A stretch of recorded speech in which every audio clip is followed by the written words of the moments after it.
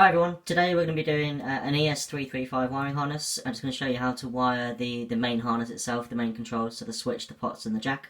This is using our ES-335 wiring kit that's available on the website. I'll just give you a very quick overview of what's what. We've got a Switchcraft short frame toggle switch, a Switchcraft longer threaded jack, 4 500k CTS pots. They are all audio and not linear. We're going to be using some braided wire, a little bit of cloth wire and some heat shrink rubber tubing. As always, that's 3.5mm diameter. You can get that on eBay, very cheap for a large amount. We're going to be using a couple of 0.022 capacitors.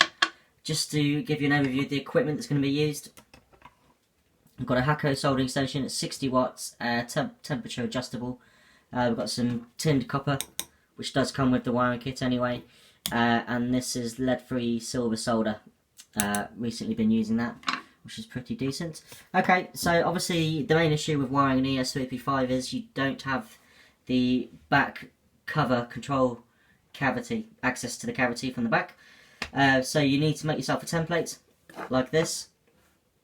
Just take a piece of acrylic or cardboard or MDF, it doesn't matter, sturdy cardboard will do. Put it underneath the holes on your guitar and then just trace through. And then when you drill through, you've got a fairly accurate template. Just remember that when you do wire it up, to give yourself a little bit of slack in the wire, just in case you've miscalculated. Okay, so everything's in the control plate. We're going to start off by grounding the terminals on the pots and then doing the switch. So to ground the pot lugs that aren't going to be used, we're doing a 50s style wiring setup, very popular for some reason. I couldn't actually put my finger on it myself. But this is actually exactly the same as a Les Paul or an SG-50 style. Obviously the spacing is a bit different, but otherwise electronically it's exactly the same. So when it comes to grounding the terminals on your volume controls, if we label these 1, 2, 3, you need to ground terminal 3 of each volume pot, and on the tone controls it's always the middle. I say always, in this case it's the middle, so we're going to be grounding the middle terminals to the back of the pots as well.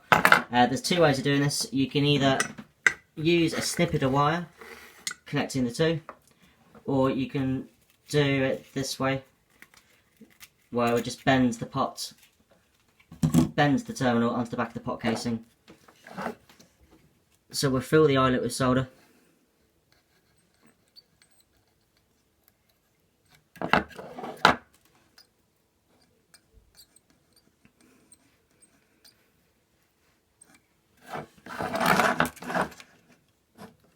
And as I say, the middle of the tone controls, so we'll completely fill them with solder as well.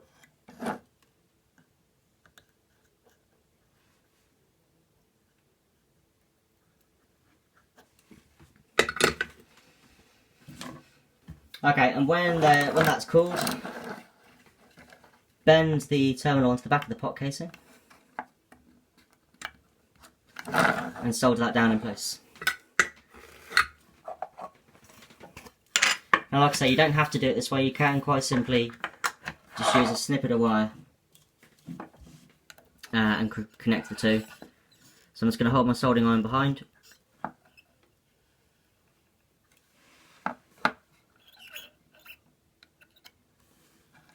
I'm flowing some solder.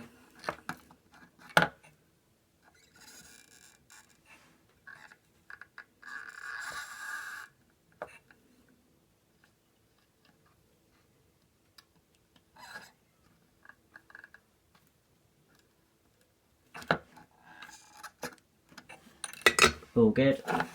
And for the middle, we'll do exactly the same, bend it back, but you want to try and bend it back at an angle, just to miss this little gap in the middle of the pot there. You don't want any solder flowing into the middle, obviously, going on to the inside. That will cause all sorts of problems.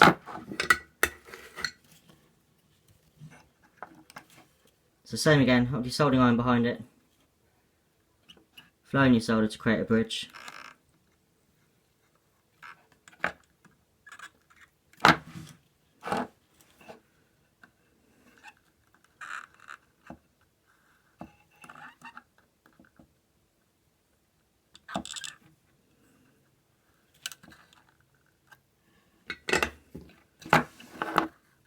Okay,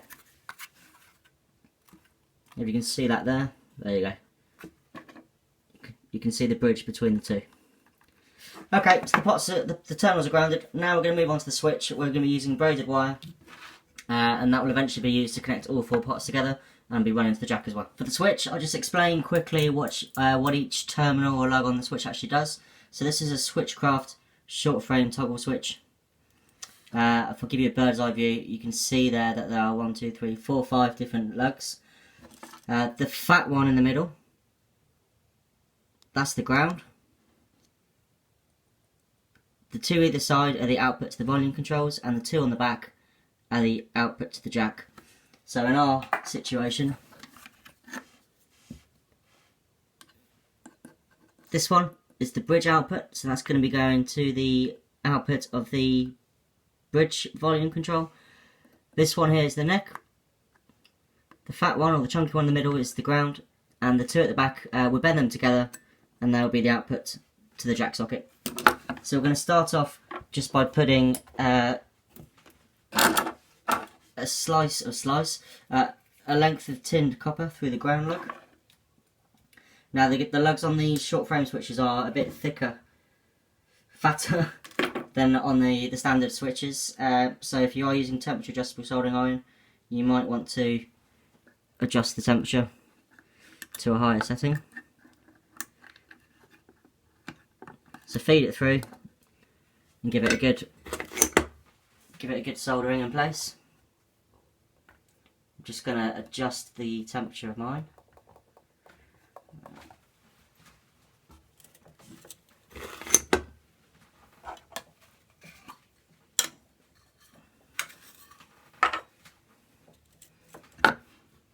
Okay.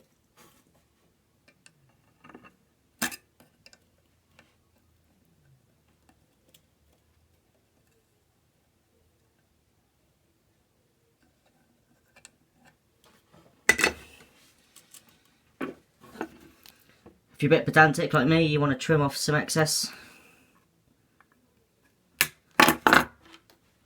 for no reason. And then it's not essential by any means, but if you're using heat shrink tubing, just cut off a snippet. You're talking 1/4 of an inch, and cover that terminal, just to protect it a little bit. And then use your heat gun, or if you're cheap like me, a 95p lighter from the local shop, just to shrink it down. Okay.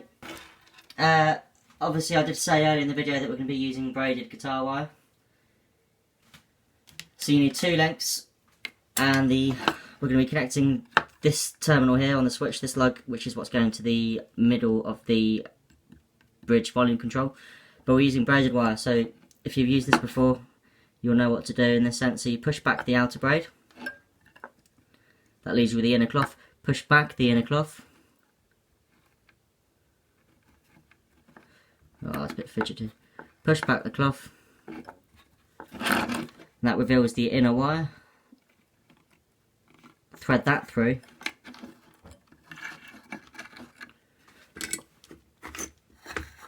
And then solder that in place.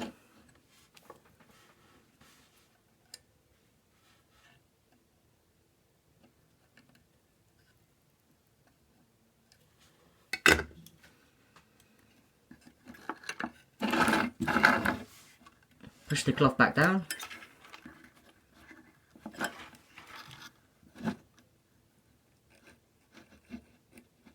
And the braid.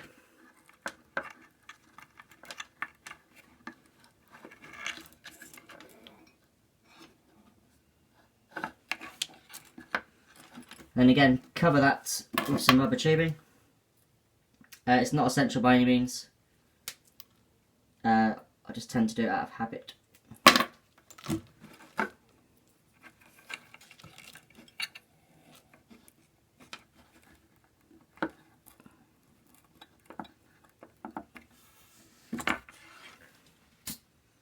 Shrink it down.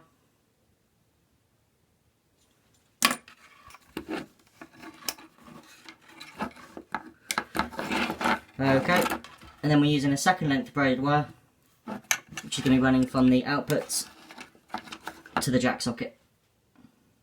So same again, push your braid back, reveal the inner cloth wire.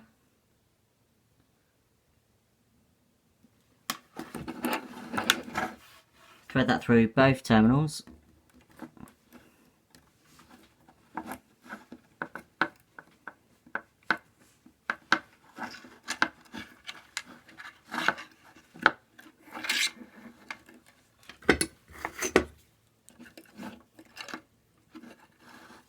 And solder that in place.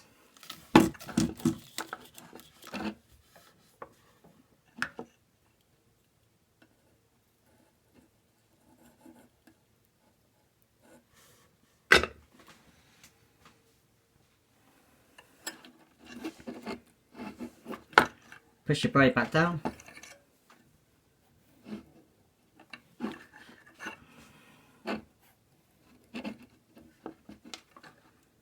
Okay, so now you've got these two lengths of braided wire coming from the switch. The tinned copper that we put in earlier to the ground connection, we're going to wrap that around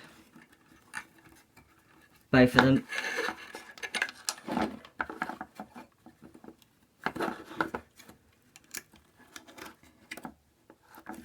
Just wrap it around a few times and then trim off the excess.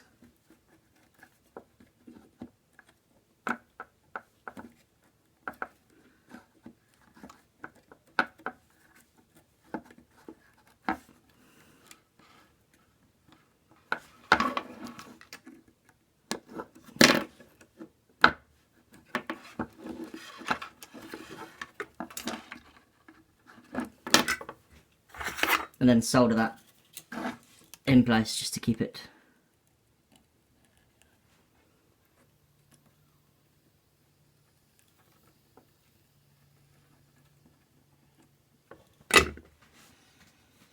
Okay, so now we've done that, from now on both of those outer braids are acting as the ground as well, and we'll have to ground them as we go through the process. This final terminal here on the switch, this one is the output to the volume control. So this is where we're going to be using our length of cloth wire. Doesn't matter what colour you're using, obviously. I'm using off-white or cream. Thread it through.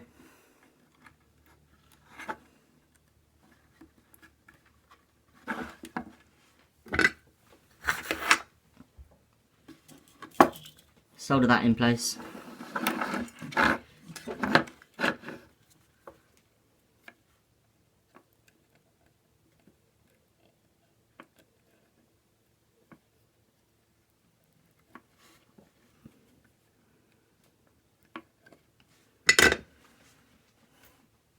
And again, push the cloth back down.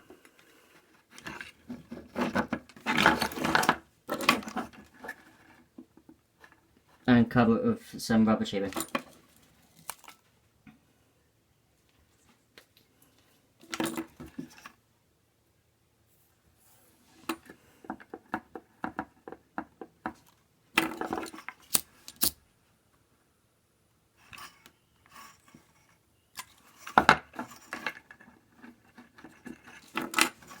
Okay, so that's the switch done. Next we're going to connect that to the jack sockets, and then we're going to ground the 4 pots together using the braided wire before doing the capacitors. For the jack, I've actually done a little bit of work off camera. I apologise, but it's very tedious and boring. I didn't want to put you through it, but I will just show you what I've done. So I've separated the inner cloth wire from the outer braid. The reason being, this, if you twist all the strands together from the excess braid and then cut that off, but leaving yourself a couple of millimeters or so, you are then left with this ledge, which is what we're going to put through the ground terminal of the jack. It just makes it a lot easier to solder in place. I've also, as you probably noticed, put a length of rubber tubing on that braid running from the switch to the jack socket, just again for a bit of protection, and it's a habit. The jack socket itself, every single jack is the same in the sense that they've got 2 terminals, mono jack that is. The one with the inner ring, now if you're using Switchcraft it will have Switchcraft engraved on that inner ring, but the inner ring is the ground terminal and the other one is where your hot or live wire goes. So we're just going to start off by tinning both of them.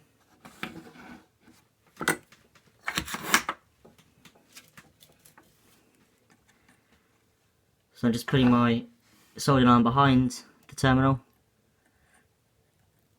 and flowing in some solder from the other side, just to give it a light coating around the eyelet. And we'll do the same for the ground.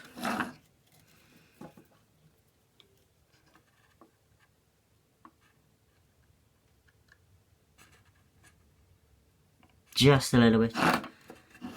And that little ledge that we've created from the braid, we're going to tin that as well.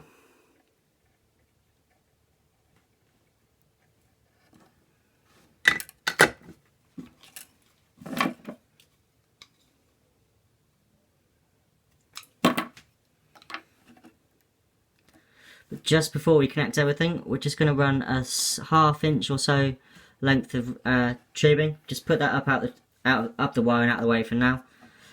So we're going to start off by connecting the ground, not the ground, sorry, the inner cloth wire to the live terminal. So I'll thread it through the eyelet, bend it in place,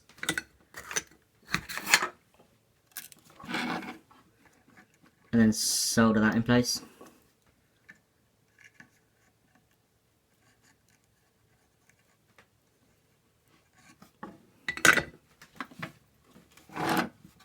Let it cool naturally. Push the cloth back down. In fact, it's probably easier just to take it off for this specific reason. Push the cloth back down, and then that ½ inch of rubber tubing we put up earlier, thread that all the way back down as well. All good. Just shrink that tubing down.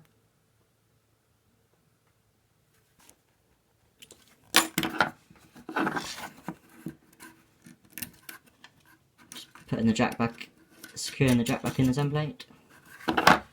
Okay, so now you can put the small ledge through the ground terminal of the jack, and again, because you've tinned everything, that will stay in place very nicely, and that will make a solid connection very quickly as well.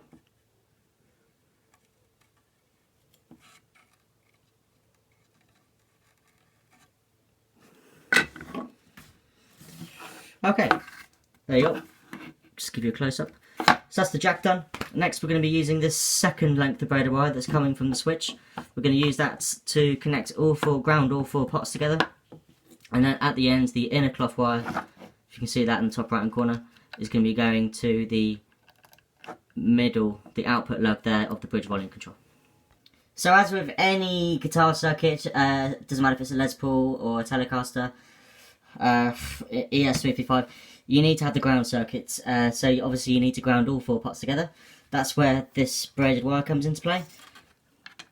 So we're going to solder the braid to each pot as it goes round, thereby grounding all four. So we'll start off with the neck volume in the top left corner. If you're using temperature adjustable soldering iron, now's the time to just increase that a little bit, because soldering onto the back of CTS pots does require a bit more heat. So work out where you want to lay the ground your wire, and just lay a little puddle of solder, so you're tinning the back of the pot first.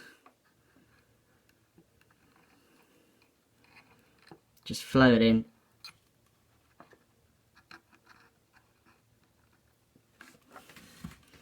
Just like that.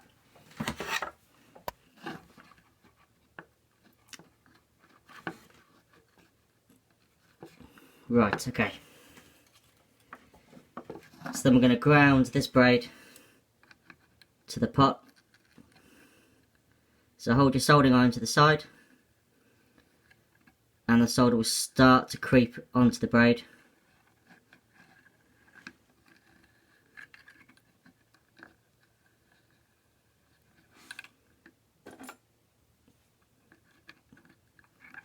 Hold it down with a screwdriver or something similar.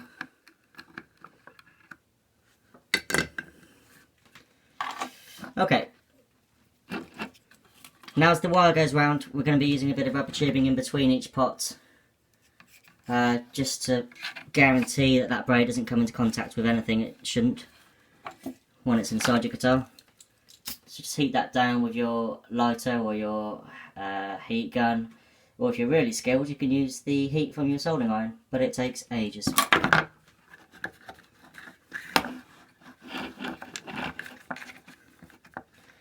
Okay, so every time you get to a new pot, you need to tin the sides of the pot first.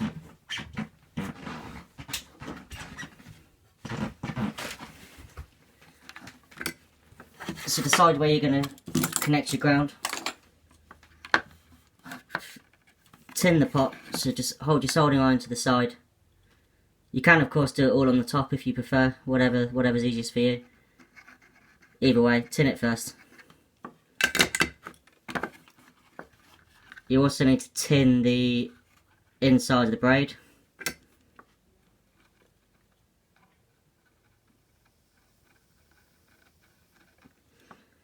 Just a bit. Okay. And it can be quite hard to keep the braid in place. So if you thread it round, thread it through the pot even, and bend that lug back, it will keep it nicely there. So same again, hold your soldering iron to the on top of the braid. By doing this you are essentially reheating the solder you've already put in there.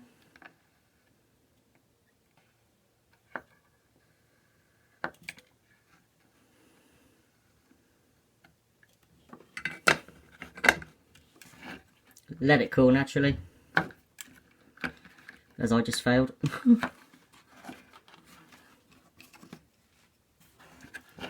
It's the same principle as you work your way around. Put on a bit of braided rubber tubing. Again, it's completely optional, you don't have to have the rubber tubing whatsoever.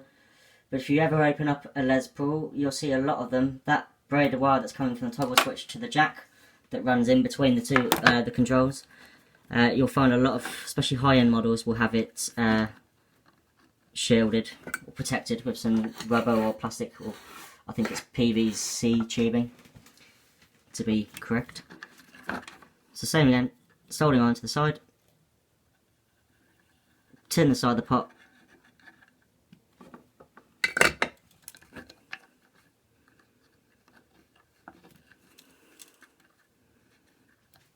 tin the braid,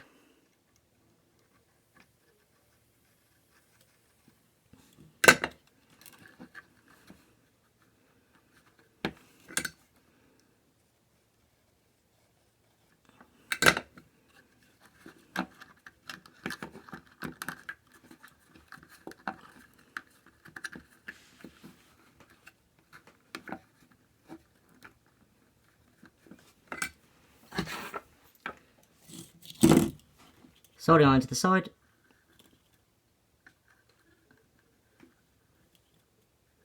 and as the solder flows onto the braid, just spread it.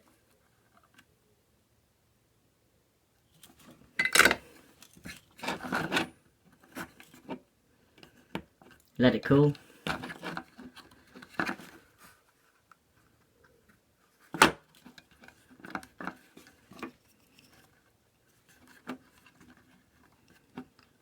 Same again, put some rubber tubing down if you want.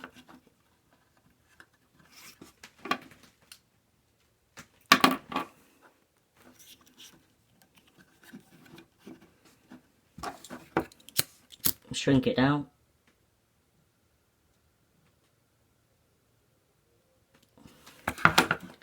Okay, so for the final pot, we're actually going to be doing exactly the same as you did with the braided wire and the switch. We're going to separate the braid from the inner cloth wire. We're going to solder the inner cloth wire to the middle terminal there of the bridge volume pot, and we're going to ground the outer braid to the back of the pot. So I've done that off camera just to save you twiddling your thumbs for a couple of minutes, but we've done exactly the same. We have separated the inner cloth wire from the braid, and then we're going to twist all these strands together, and then we're going to snip them, but leaving it a couple of millimeters or so. leaving that ledge. We're going to tin that ledge. So soldering iron behind.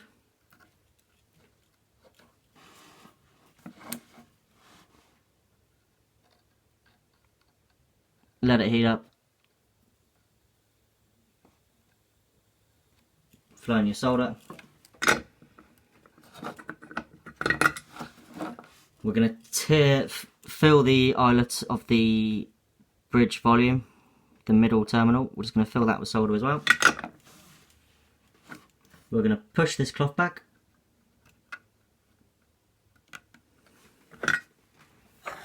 We're going to tin that inner cloth wire. The same again, just hold your soldering iron behind it.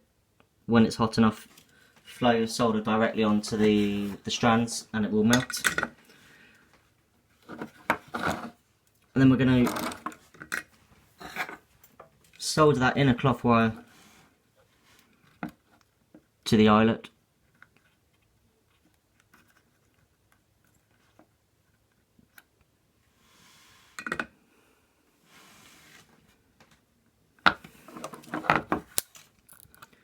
Just snip it off if you're a bit pedantic. And then we need to ground the braids, that ledge we've just tinned. We're going to ground that to the back of the pot. So as always, tin the back of the pot first.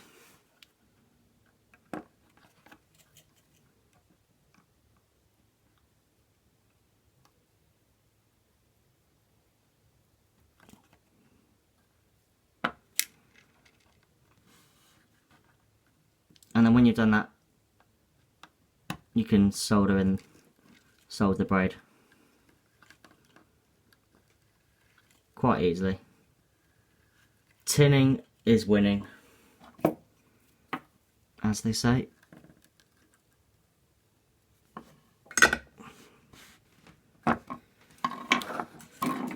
Okay, that's all the 4 pots grounded together. The bridge volume is connected to the toggle switch. We do need to connect the neck volume to the toggle switch. So that cloth wire we put in earlier, forgot to do it actually. You don't have to do it in this order, you can do it whenever you want. But we're going to connect this wire to the output, the middle of the bridge volume, neck volume, excuse me. So we'll push that cloth back. Exactly the same as we just did on the bridge controls. We're going to tin the wire, we're going to fill the eyelet with solder.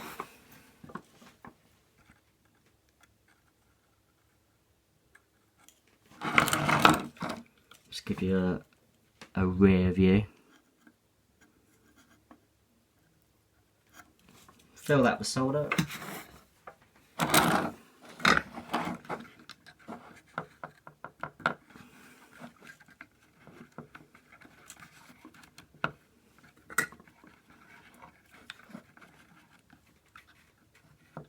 You see, I probably should have done that earlier, because now that wire's in the way, but it should be fine.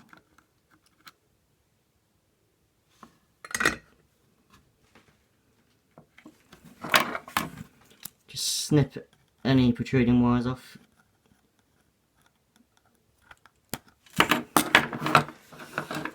Okay, all we need to do now is connect the capacitors, connect your pickups and the bridge from the ground, and we're pretty much done. So for the capacitors, as I said at the beginning, we're using a couple of these. These are 0.022 paper and oil, snake oil, shall we say. This is a 50 setup. So in the 50 setup, your capacitor runs from the output of the volume, so that's the middle one, down to this one here on the tone control. If we label them 1, 2, 3, we'll call that one terminal 3. So from the middle, diagonally downwards to lug 3 of the tone. And it's the same for the bridge controls obviously as well. So we'll just pop these in.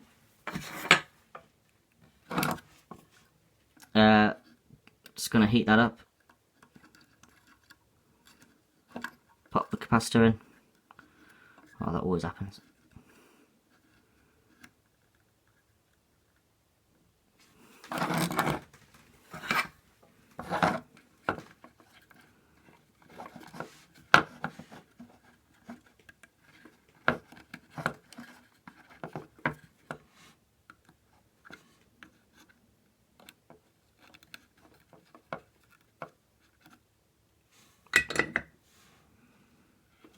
sorted.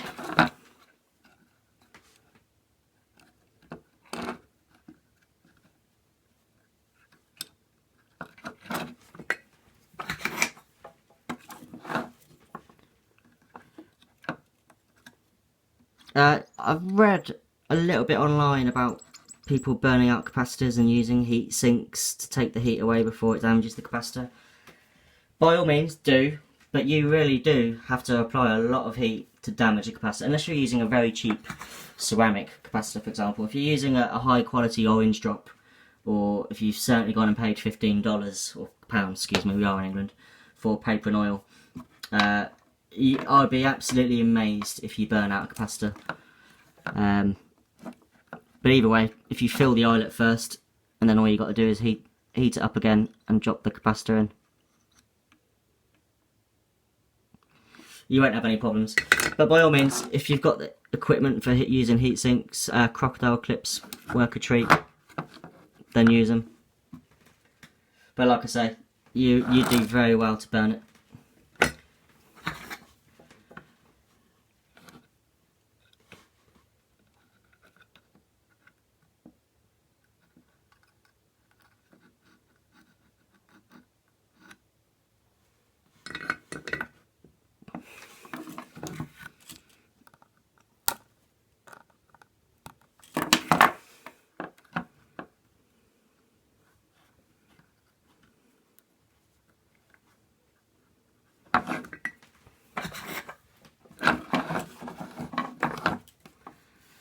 So same again, just fill the eyelet, or the lug, fill it completely with solder. And that means you just have to heat it up and push the capacitor lead in.